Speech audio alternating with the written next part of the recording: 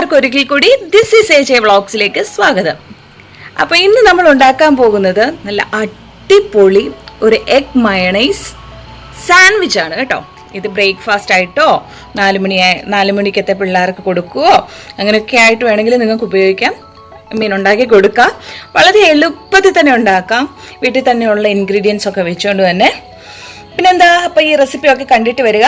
അതുപോലെ തന്നെ ആദ്യമായിട്ട് ആരെങ്കിലും ഈ ചാനൽ കാണുന്നവരുണ്ടെങ്കിൽ നിങ്ങൾ സബ്സ്ക്രൈബ് ചെയ്യാൻ ആരെങ്കിലും മറന്നു പോയിട്ടുണ്ടെങ്കിൽ ഒന്ന് സബ്സ്ക്രൈബ് ചെയ്യുക. സൈഡിലുള്ള ബെല്ലൈക്കണിൽ ഓൾ എന്നുള്ള ഒരു ഓപ്ഷനും കൂടി ഇനേബിൾ ചെയ്ത് വെച്ചാൽ നമ്മുടെ ചാനലിൻ്റെ അകത്ത് വരുന്ന സകല വീഡിയോസ് അപ്പോൾ തന്നെ നിങ്ങൾക്ക് നോട്ടിഫിക്കേഷൻ വന്ന് ഒരു വീഡിയോസ് പോലും മിസ്സാക്കാതെ കാണാൻ പറ്റും കേട്ടോ.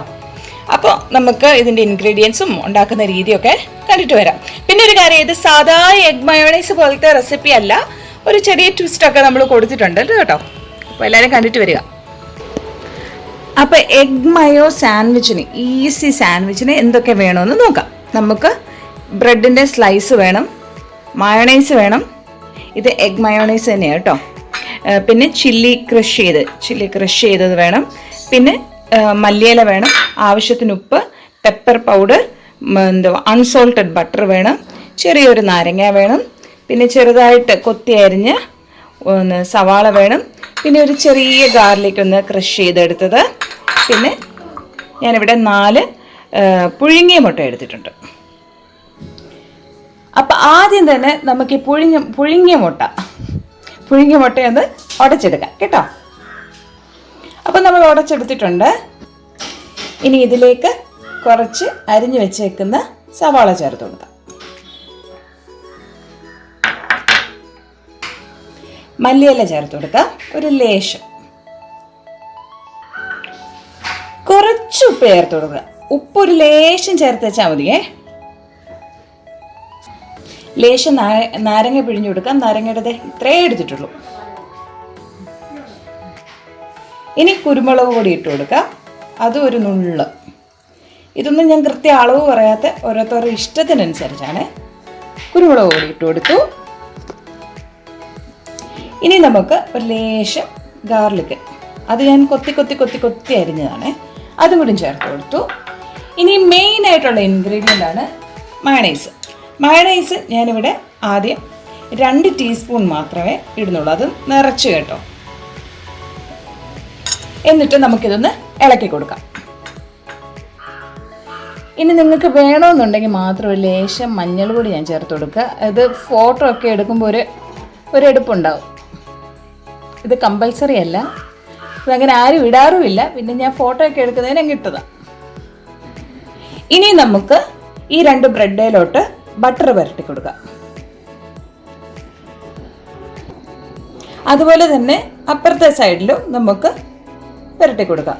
ഇപ്പോൾ 2 സൈഡിലും നമ്മൾ പുരട്ടി കൊടുക്കണം കേട്ടോ.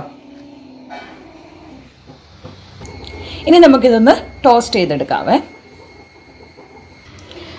അപ്പോൾ 2 ബ്രെഡും നമ്മൾ നന്നായിട്ട് അകവും പുറവും നന്നായിട്ട് ടോസ്റ്റ് ചെയ്ത് വെച്ചിട്ടുണ്ട്. ഇനി നമ്മൾ എടുത്ത് വെച്ചേക്കുന്ന നമ്മുടെ എഗ്ഗും മയോണൈസിൻ്റെയും കൂട്ട് ഇട്ട് കൊടുക്കും ഒരു വശത്തോട്ട്.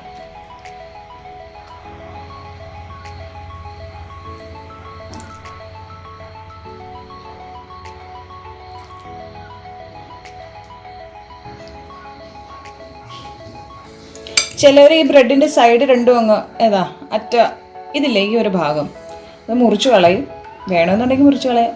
ഞാനിപ്പോൾ മുറിച്ച് കളയുന്നില്ല, എന്തിനാ വേസ്റ്റ് ആകുന്നല്ലേ.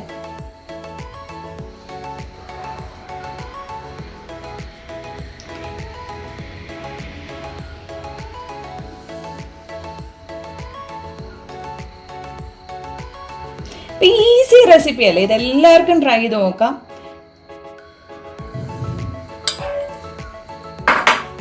എന്നിട്ട് നമുക്ക് ഇതൊന്ന് കമത്തി വെച്ച് നന്നായിട്ടൊന്ന് പ്രസ് ചെയ്ത് കൊടുക്കാം.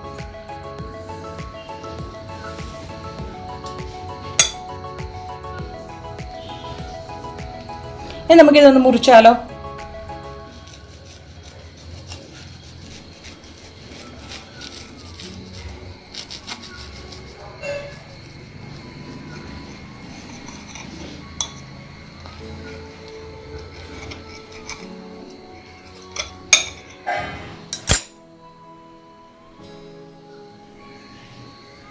ഇതൊക്കെ ഉണ്ടോ, നല്ല അടിപൊളി ടേസ്റ്റാണ്. നിങ്ങളെല്ലാവരും ട്രൈ ചെയ്ത് നോക്കണം കേട്ടോ.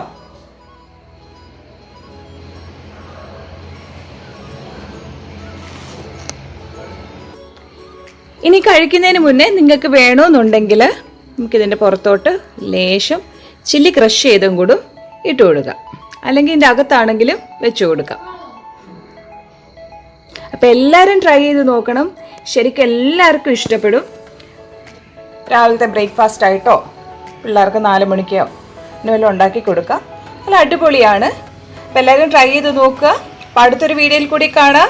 അപ്പോൾ ആരെങ്കിലും സബ്സ്ക്രൈബ് ചെയ്യാൻ മറന്നിട്ടുണ്ടെങ്കിൽ എല്ലാവരും സബ്സ്ക്രൈബ് ചെയ്യുക. സൈഡിലുള്ള ബെല്ലൈക്കണിൽ ഓൾ എന്നുള്ളൊരു ഓപ്ഷനും കൂടി ആക്കുക. ഇഷ്ടപ്പെട്ടാൽ ലൈക്ക് ചെയ്യുക, ഷെയർ ചെയ്യുക, കമൻറ്റ് ചെയ്യുക, അഭിപ്രായങ്ങളൊക്കെ പറയുക. അപ്പോൾ അടുത്തൊരു റെസിപ്പിയുമായിട്ട് കാണാം. Tata, bye bye.